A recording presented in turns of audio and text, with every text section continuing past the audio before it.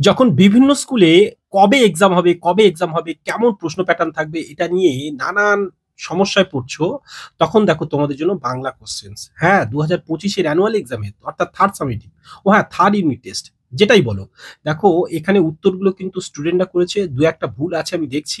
কিন্তু যেমন এই যে 8 লক্ষ, এটা ভুল আছে। এটা কত উত্তর হবে তোমরা কি জানো? ওই কমেন্টসে জানাও তো এটা উত্তর কত হবে। দেখো, আচ্ছা, এইবার কথা হলো প্রশ্ন প্যাটার্ন গুলো ফলো করো। আর এই বিষয়ে আমি তোমাদের একটু ডিটেলস বলছি। যদি বলো স্যার সাজেশনস, সেকেন্ড চ্যানেলে অলরেডি সাজেশনস দেওয়া আছে কিন্তু উত্তর সহ। সেখানে তোমরা চলে যাও সেকেন্ড চ্যানেল @, নির্জন স্যার বলে সার্চ করো, সেকেন্ড চ্যানেল পাবে। আর প্রশ্ন প্যাটার্ন গুলো লক্ষ্য করো কেমন ছিল। আর আমরা একটু পরের কোশ্চেন্স আছে, বড় কোশ্চেন্স গুলো একটু আলোচনা করছি। দেখো এইখানে বিশেষ করে নোট যেটা পড়েছে এটা খুবই ভালো কোশ্চেন। সবার আকাশে সাতটি তারা, যেটা সবার জন্য ইম্পর্টেন্ট।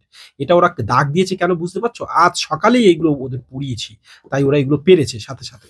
আর এটা কিন্তু তোমাদের জন্য ইম্পর্টেন্ট। চলো আমরা পরের পেজ একটা বুঝে নিই। সেখানে দেখো, লক্ষ্য করো হিমালয় দর্শন, এই প্রশ্নটা কিন্তু খুব ইম্পর্টেন্ট, এবং ইলিয়াস থেকে, এই দুটো কিন্তু খুব ভালো কোশ্চেন সবার জন্য। ঠিক আছে, চলো এইবার এইখানে দেখে নাও। এই যেমন এই টিকরি বাবার বর্ণনায় স্বর্ণপর্ণী, এটা খুবই ভালো।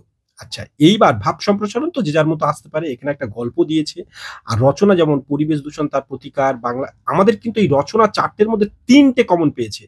সাজেশনস অলরেডি সেকেন্ড চ্যানেলে দেওয়া আছে, সেখানে তুমি যাও, গিয়ে দেখো স্যার কি বলছে, সত্যি বলছে কিনা মিথ্যে বলছে। তিনটে এই পুরো তিনটের মধ্যেই এইটা, এই যে যেমন প্রত্যেক জীবনের বিজ্ঞান, বাংলা ঋতুচক্র, পরিবেশ দূষণ ও তার প্রতিকার, আমাদের সাজেশন 5টা দিয়েছি, তার মধ্যে তিনটে হুবহু সেম পড়েছে।